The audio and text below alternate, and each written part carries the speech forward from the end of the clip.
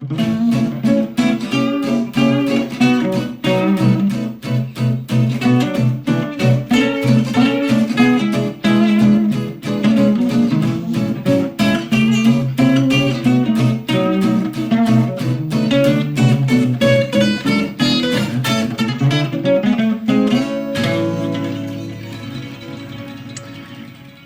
episode, I'm talking to John Brice. Hi. Hello, good evening. Good evening, sir. It's good to see you. And you? I have a traditional first question, John, which is, what do you do? Blimey, that's a difficult one to answer. Most of my life was spent in journalism, and then I got into the pub game, and that's because I was writing about beer, and a friend of mine wanted to open a brew pub, so I was persuaded into that, got into it, and then I've bought 2 pubs since then. And then to make a third career, which is running in tandem with the pubs, I run a community safety project, which is the Safer Medway Partnership, which looks after pubs, clubs, shops and stores throughout the Medway towns. So a complicated answer. Yeah, cool. So with the first, when you said about journalism, I'm going to take it right back to the beginning. What, were you always interested in stories, or was it just something you found yourself doing, or were you interested in writing? What was the thing that kicked it all off? It was a mixture, really. The most important thing to me was the radio. I used to we have one of those big old radiograms. Yeah. And I used to sit in front of the speaker and listen to the BBC. And I used to listen to lots of old comedy programs, Round the Horn and programs like that. And I love listening to the news. And there was a program on BBC, it's Radio 4, that was News Desk at 7 o'clock. Gerald Priestland used to present that. And I loved listening to what was happening around the world. So it was a combination of radio and journalism. And I always, for some reason and for some time back, wanted to be a journalist, wanted to write. I edited the school magazine, which was a brand new school. So it was the first magazine of the school, and just got the bug, really. And so when I was leaving school at 15, because you did in those days, I wrote to the editor of the local paper, who said no chance. And I kept pestering him, and eventually he took me on. And I spent my first 2 years on something called the Dartmouth Chronicle in Devon. All right. And I learned my trade there. Right. So that's sort of the Plymouth area, whatever. Yeah, it's somewhere in that area. It's Dartmouth, Brixham, Totnes, that sort of mix of the country. Quite a mix, yeah. Interesting. Cool. So with that then, did you sort of, because obviously, Devon and the Medway towns is a bit of a difference. Well, maybe not Plymouth and the Medway towns, but so obviously you sort of learnt your trade there, did you, or did you end up sort of thinking? Well, I started my learning process there, because the one thing I will say is that when I finished in positive earning a living from journalism, I was still learning. So you should never accept that you stop learning. No. And I spent 2 years there, and the editor took me on the basis that if you're any good, I'll help you find a job. If you're no good after 2 years, well, I've given you a chance. Yeah. And so after 2 years, that exact weekend, he took me aside. We went through where you see adverts for journalism, the national paper, the UK Press Gazette. And we applied jointly with him. He helped me apply for 2 jobs, and I got both of them. Wow. One of them was on the Leicester Mercury, which was one of the biggest evening newspapers in the country at the time. So I spent 2 years there, and that was a totally different environment. That was a daily paper with lots of editions, a real pressure, massive learning curve. And I did well there, though I'm being a little big-headed. And so my first editor invited me back to Devon again because they'd been taken over by a colour process printing company. And I became news editor of the group on the basis that we're going to launch an evening newspaper. That didn't come to fruition. So I said, okay, I'm not hanging around the local newspaper. I came back here for a bigger fish. And so I then looked for a job. Luckily, again, I applied for 2 and got both. And one was in Gravesend. And so I worked on the Gravesend Reporter, which was my introduction to Kent. Yes. And I did a couple of years then, moved to the Chatham News and Standard in Medway, went back to Gravesend, became editor of a local paper there. And then the BBC came looking for me, invited me to join, and I went to the BBC and spent 36 years with them. Right. So that's interesting that you're sort of headhunted by the BBC. Was that sort of like local BBC, or was it? That was BBC Radio Medway, Yeah. one of the local radio stations. At that time, there were only 20 in the country, and it was one of the early ones. Yeah. And when I say headhunted, a couple of the local journalists knew me and said, hey, to the boss, here's a character that would fit well in our team. And so I was invited to join them. So headhunted is possibly a little strong, but I was asked to join them. So obviously, it's quite an interesting area, really, the Medway Towns for news, and as Gravesend. So that's obviously working in was it Leicester? You said, wasn't it? Leicester, yeah. Yeah, that must have sort of set you up for dealing with that, because obviously journalism is really high pressure. Career, actually, it's not easy going, is it? It's really cut and thrust, from what I can. Well, it is. And when I progressed at the BBC, I spent time at Radio Medway when the pressure was really every hour. So if you were the bulletin editor, you had to write the news for each hour of the day, and then you had to go into the studio and present it. Yeah. So you had an hourly deadline. So that pushed me a little. And then when I went to London, because I moved from the local radio to national radio, and when I moved to national radio, of course, you had Radio 1 on the half hour, Radio 2 and 4 on the hour.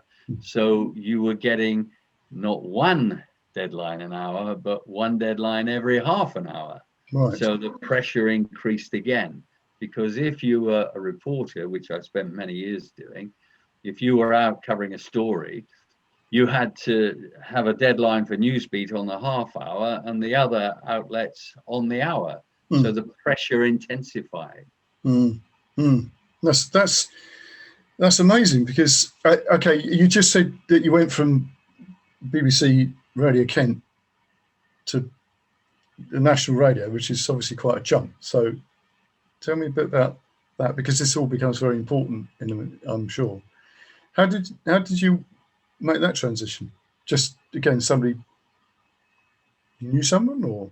Well, the natural progression from local radio at that time was to get a job as a news editor at another local radio station. Well, I applied for a couple of those and wasn't successful, because I learned that they tended to promote within the station. Yeah. So, being an outsider didn't really work. And so I took the risk and the jump of becoming a freelance. So when I left Radio Medway, which is now Radio Kent, as you said, I then became a freelance. And in fact, the rest of my career was spent as a freelance. And though it was a risk, I never really found that I was short of work. But it also enabled me to work for lots of different people in the BBC. So in the end, I worked for the Today program, the World at 1, the PM program, the World Tonight, the 6 o'clock news. I worked for Going Places. I worked for You and Yours. I worked for In Business. All these Radio 4 programs, mostly Radio 4 programs. I did things for Jimmy Young in those days, which is now Jeremy Vine. And so I was able to move from one radio program to another quite easily. And what I love on Newsbeat on Radio 1, which Yes. I loved, which was fantastic. I spent 17 years on and off Radio 1, Newsbeat, and 17 years on The World Tonight on Radio 4. And those are the two completely contrasting radio stations. Yes. So on Newsbeat, the biggest story in the world has to be in 28 seconds. And on The World Tonight, they'd say to you, the editor would sometimes say, well, do you think you can squeeze it into 9 minutes? So the contrast was amazing. I found wonderful. Yeah. But there are not many people who could do both. No. And I was lucky enough, because I had that varied experience, to be able to do it for both. And also at that time, I was climbing the ladder in other jobs. So I became something called the home news editor, which meant that for a 12-hour shift, you're responsible for all the reporters throughout the country, throughout the 4 nations. And so you send them out covering jobs, and then they report back, you check on their work, and then you give it to the editors for the this job was split into intake and output. I was always in intake, so I got the material in, then put it out to the the other side of the building, and they put the programs together and put it on air. Right. And most of the time I was intake. And also I did the foreign job, the foreign news editor. So you were responsible for all the correspondence around the world. So you and the output editor would discuss what you want for, say, the 6 o'clock news on Radio 4. And then I'd have to go and talk to the correspondents around the world, get them to file their material, check that it was okay, and then hand it over to the output side of things, and they would put it on the air. So I was rising in that direction as well, which meant that I got this wonderful overview of the BBC and how it worked in the different departments, which was unique. I don't think no one had done it at that time, and I'm not sure anyone's done it since. No, that's amazing. Very range of BBC roles. Yeah, that's incredible. I mean, because obviously, when did you start on Newsbeat? Because I think that's where I first picked up on your name. Oh, blimey, you're asking me years now. That's sorry about this, John. No, yeah. I mean, I can't remember years. I know that up until a few years ago, I'd worked for every editor on Newsbeat. Mike Cheney was the first. He was a former editor of the Today program, and I worked with him. So I'm guessing about 1977, 78, somewhere around there. Yeah. And I loved it because I knew most of the Radio 1 DJs because, sometimes you had to read the news on Radio 1. And so you'd go in their studios, and I knew several of them, like Mike Smith, and DLT, and Simon Bates turned out to be a very good friend. So I knew all of them quite well, and just like the newsreaders on Radio 4 and the presenters of the various programs, I work with people like Robin Day, like Robin Lastig. I don't know if people know these names, but they're well known to people on Radio 4. So it was great to be able to move between all these people and work in this environment and cover some amazingly big stories. So it was great. Yeah, so that's amazing. I mean, because the sort of question really is, but when you went to BBC, did you ever not local BBC but national BBC, did you find it daunting at all, or were you already just sort of in your stride? No, I think every new role you take on is daunting. Yeah. And I was in the newsroom, and like most people who get on in a career, there is an opportunity that arises and you've got to grab it with both hands. And mine was, you probably remember the story of the Queen being shot at during Trooping the Colour. Luckily she wasn't harmed in any way, but I was the duty reporter on that day. It was a weekend. I think it was a Saturday. It's normally a Saturday. And I had the story, so I had to update the story every half an hour. So I was, as I said earlier, on Radio 1 on the half hour and on Radio 2 and 4 on the hour. And so I was updating this story, and I was going live into the studio each time. So the newsreader would say, blah, blah, blah, here's John Brice. And then I'd, reread the story that I'd just written. And I did that throughout the day, never made a single cock up, fluff, whatever you want to call it. And so the next day at the editorial meeting, the editor was saying, who's this bloke, John Brice? I came from nowhere. Yeah. And then I became established because they knew I could be trusted, one, to perform and write the material, but two, to go on air live, because you don't go on air live as a reporter. In those days you didn't. You do a lot more now, but in those days you didn't go live. Most things were pre-recorded. And so that was my break. And then of course things started opening up for me, and I got lots of shifts as a reporter. And then when you get those shifts, you make sure that each one you perform well and properly, do a good job, and then you get the next shift offered. Yeah, so that's I'm always interested in those sort of moments that you could look at and go, that that was sort of pivotal, because often in people's stories there's always the slow progress bit, that this wouldn't have happened without this happening here and all the rest of it. But then you get one, or you seemingly get one that seems to be something really interesting, like a pivotal moment.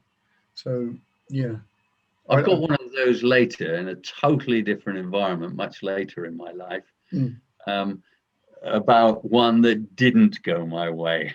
So maybe we can touch on that later. Yes, yeah. Well, the music one as well, which you'll love. Okay, we'll keep that on the back burner then. Yeah. Well, it's just like any program. You've got to tease people to stay with you. So that's what I hopefully have just done for you. Good one. Thank you. Okay, so really then, I mean, would you say that in that sort of period of time, because you're doing, you seem to be active, as you say, in different parts of the BBC, doing these sort of completely different programs, well, from a news point of view anyway, you get the sort of short, sharp, to the point, few seconds on that sort of basically headline stuff, and then counterbalance with a longer story. So did you get to a point where you sort of thought, sort of going around in a circle here, or were you able to sort of do something else, or were you quite happy to carry on with that work, or what? No, I loved it, because when you went to work every day, you had no idea what was going to happen, no concept whatsoever. I mean, I remember there are lots of these little stories, but I remember when I have two daughters, and when they were both very young, I was doing a shift, the late shift, as a reporter. And if something happened in Northern Ireland, where the troubles were at that time, and you were on the late shift, you were on the first plane out in the morning.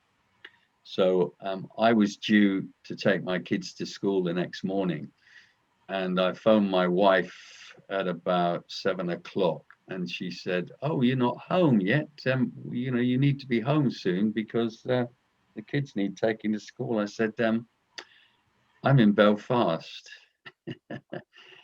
So it did disrupt family life as well, but you just had to go where the story was. Yes. And there were all sorts of occasions where we did a lot of something called doorstepping in those days, where you had to stand outside someone's house until they came out. Yeah. And many times that was like 36 hours. Oh. And you slept in your car, and with the other journalists who were there, they'd go off and get coffees if you covered for them, and you'd go off and get a sandwich for them while they covered for you. So there were many occasions like that whereby your life was totally disrupted. Not very good for your social life, I'm afraid, because No. you'd agreed to go to a party and then not turn up. Mm. And a lot of this was before mobile phones, so you couldn't phone and say, "Look, sorry, I'm not going to be there." Mm. You were just stuck where you were. Yeah. It's funny because there was somebody who was a neighbour who worked, I think, for the Scotsman, but I was completely unaware of the type of work schedule. I was amazed that you could even keep that going. It was just colossal. From what I just A lot of it is adrenaline. A lot of it well, is you following the story. You are yes, there because you're only there because this is the main story of the day. yes, You're there because you've got to get this because you want to present it to the world. yeah, and I think that's the thing, isn't it? With a story like that, sometimes they're not curiosities. This is the point. They're really fundamentally really important, and I think that's would you say that's true today? Well, because there's such a lot of stuff going on with news. Yeah, I think, but if you look at the major stories, the wonderful thing about the major stories is everyone turns to the BBC. Yes. So whenever there's something, I mean, for example, I was in charge on 2 very big days. I was in charge of radio home news on the day the Brighton hotel was bombed. I was in charge the day Diana died. I was in charge of several major stories like that. And so basically, that what you're doing really matters to a lot of people because they want to know the latest. Yeah. And so that drives you. I mean, remember the day Diana died, I was then working. Later in my life, I spent my last 10 years working in World Service Radio, which is the biggest radio station in the world. Yeah. 90 million listeners a day, it's big stuff. And on that day, it's getting a bit personal, but I spent 12 hours at my desk. I never went to the toilet once. Yeah. I could not go to the canteen. I could not leave my desk. People were bringing me sandwiches and coffee and tea, but I was at that desk for 12 hours. And you can't leave because everything is in your head. The minute you go, someone phones in and says, "What do you want me to do about this?" Or an editor phones in and says, "Who's going to do my next piece?" Yeah. So you are just stuck with it. And that is the most wonderful thing. I mean, when you leave that, you know that you've done a great job, a great day's work. The same again with the Twin Towers being bombed. That was amazing to be there and covering that story, or in charge of the reporters who were covering that story. That's amazing, just incredible. I'll tell you one emotional story about that. I was on the night shift, so I wasn't there when the planes went into the building, but I picked up from 7 o'clock at night for 3 or 4 nights. And the story just takes over. You just get on with it, and it didn't affect me at all.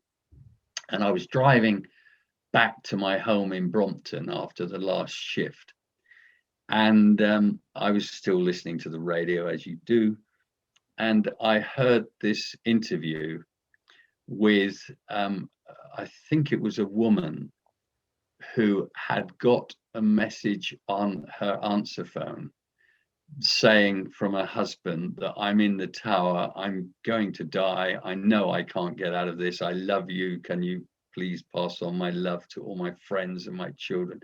Incredibly emotional.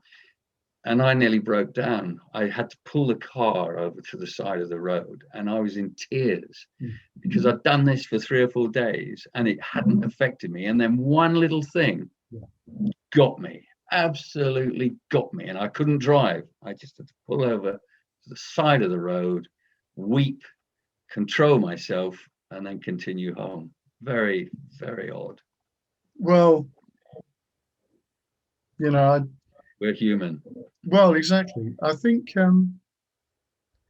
got a feeling there was a story about that with Aberfan. That was the first story I covered. Oh, right. It was Right. Quadrathon, yeah. Okay. I was 14 or 15, yeah. Wow. 15, I think I was. Okay. But I think it was Dimbled B Jr. Is it? So which one is that? Would it have been him? I don't No, think. it's Fife Robertson, I think. Was it Fife Robinson? Fife Right. Robertson. I met him there, yeah. Oh, right. But there was a where one of the reporters actually, you could tell that he couldn't. There was no way he could hold the emotion back at all. Yeah, it might have been Fife Robinson, but it was Well, Fife Robinson was there, I know. Yeah. Yeah, but I mean, it's that sort of thing where how you can sort of stay Detached. well, impartial or detached. Yeah. Very difficult skill. Yeah. Well, I don't think it's a skill as much as you are driven by the need to do your job. Oh, okay. But you wouldn't say that's a skill. I think it's something that happens to you, that's inbred in the system. I don't think you learn it. I think you develop it because of the need. I don't think you sit down and say, this is a skill I've got to master. Yeah, okay, no, I get you. It just sort of evolves. Yes. Yeah. But it's certainly something you somehow acquire. Yes, and you have to be, particularly with the BBC, and there's a lot of criticism of it since I've left about impartiality and whether most reporters are to the left or to the right.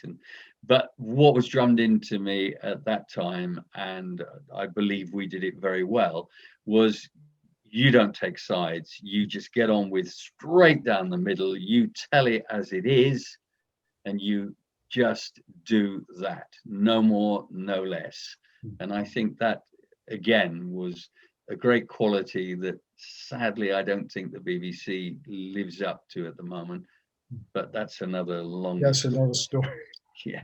Don't want to go down that one now. No, but yeah, I get your sort of drift. So, okay, so you're saying about these other things that sort of developed. You said you were talking about, you wrote a book about, did you say beer or pubs? No, I was cajoled. A very good friend of mine was one of the founders of Camera. Oh. A guy called Michael Hardman, who was an editor in the BBC newsroom.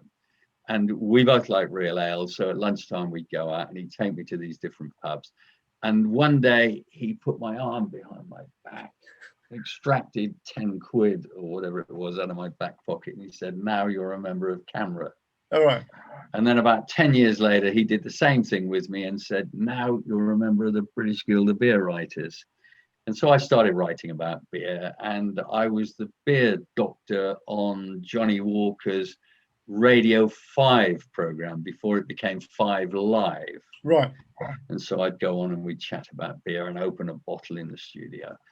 And I did lots of stories for Newsbeat and The World Tonight on beer and other programs as well. And on the 25th anniversary of Camera, I did a 1-hour documentary which went out in segments on 5 Live, and we sold it as a cassette. And I won a national award for that. So I got quite into writing about beer, and that's where the story of the Tap and Tin in Chatham comes in for local knowledge. My friend John Terry, who owns that, wanted to open a brew pub there, and he said, can you help me? So I spent 2 years developing and opening that. And then I ran it for a few months. It was clear it was going to become a kids' pub. I didn't want that at all. No. So I legged it. And since then, I've bought 2 pubs. But, in the middle of all that, I was in event organizing with another previous character of yours on this series, a guy called Nick Jenkins. Yeah. I don't know how much he said about his event organizing because I haven't listened to his. Oh, okay. Did he? Did he?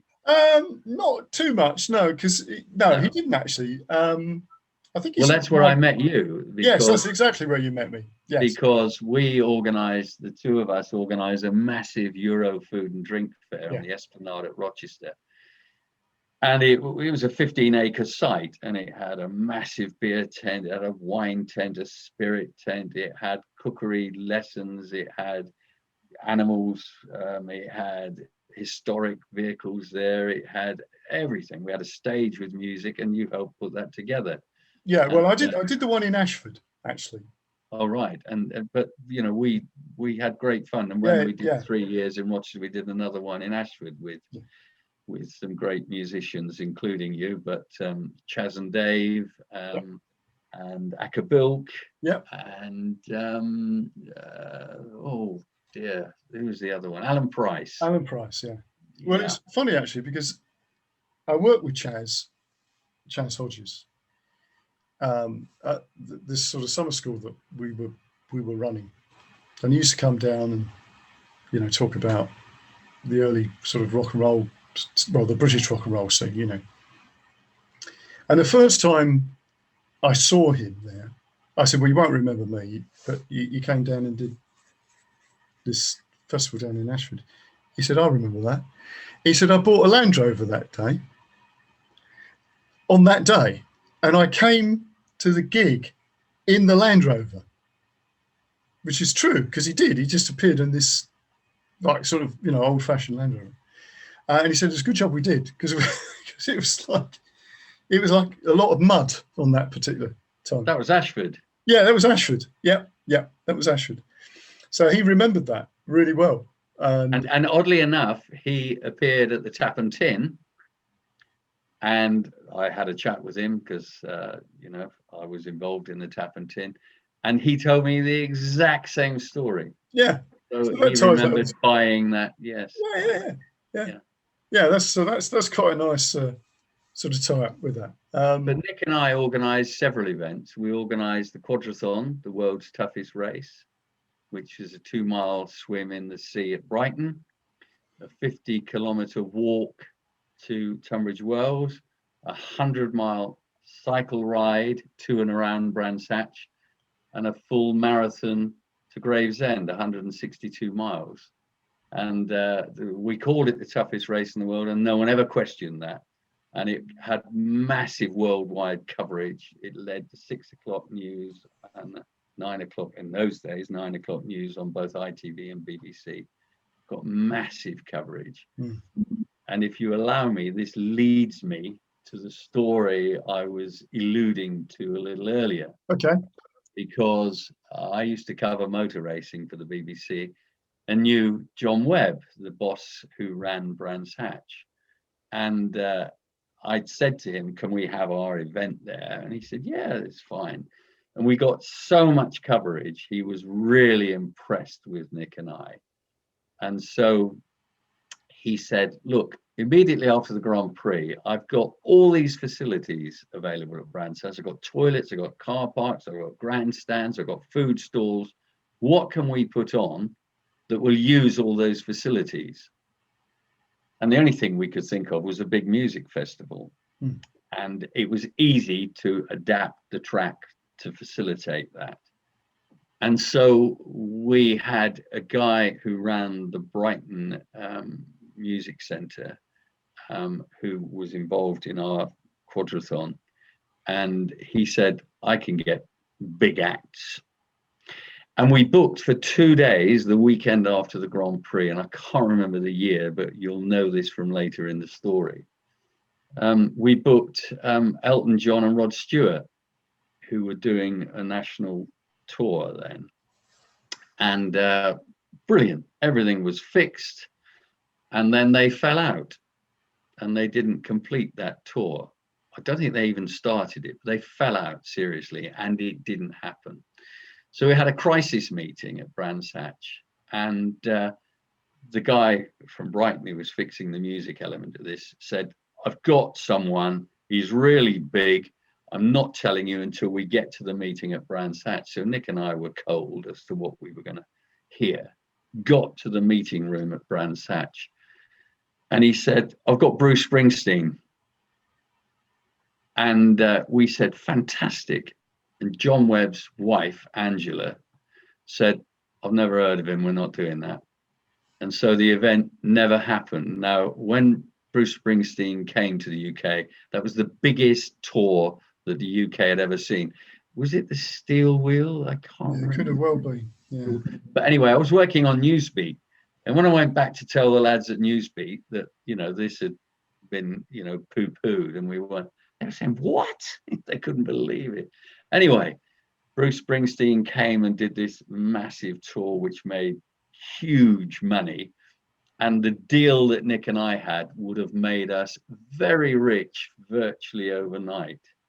So that's the other end of a story that didn't happen and could have sent me in a totally different direction. That's amazing. That's amazing. Yeah, so Bruce Springsteen has never played at Brands Hatch, and now probably never will. No, exactly. It's funny that, isn't it? Because again, that's one of those stories that actually a lot of musicians will tell you, where the deal was on the table, or, you know, and suddenly it just evaporates. Very strange. Yeah. Well, I mean, it didn't matter to Bruce Springsteen. He had plenty of other gigs to No, you know, well, plenty of other venues to exactly. hit, you know. And we, at that time, one of the fascinating deals is that Nick and I had a deal, and I can't remember the percentage now, so long ago, but we had a deal for a very good percentage of merchandise, which you don't get now. I mean, you wouldn't get that deal now, but in those days, you know, you could get that, and that was just for the two of us. That was an amazing payday on its own, or would have been. Would have been. Never mind. Never mind. That's a great story, though. The fact that it's actually sort of hinged on what his wife thought about whether she Never heard of him, she said. No, we're not having him. Never heard of him. So what was she going to suggest was going to replace Bruce Springsteen? No, nothing. We hadn't come up with a good enough name that she approved of. That was the issue. It must have felt a bit silly after that. Never mind. So I'm assuming that you didn't have much dealings with Brands Hatch after that. Well, I did in motor racing terms, but, you know, it was a slightly bitter taste in the mouth as far as music was concerned. Yeah. So we got the book on beer, camera. Well, no, my book on beer was one of a collection of characters. The British Guild of Beer Writers decided to come up with a book where several of the members, about 20 of the members, wrote a chapter on their specialist subject. So someone did one on pub games, someone did one on pub signs, someone did one on pub names, someone did one on different beers. I did one on what famous authors had written about pubs and beer. Right. And, you know, Charles Dickens and Shakespeare and all sorts, you know, really. And that was a bestseller in Australia, of all odd places. It sold quite a lot of money. It was for charity. We raised money for charity. So, but that's my only book fame, I'm afraid. Just a chapter in a book. So you got these pubs now.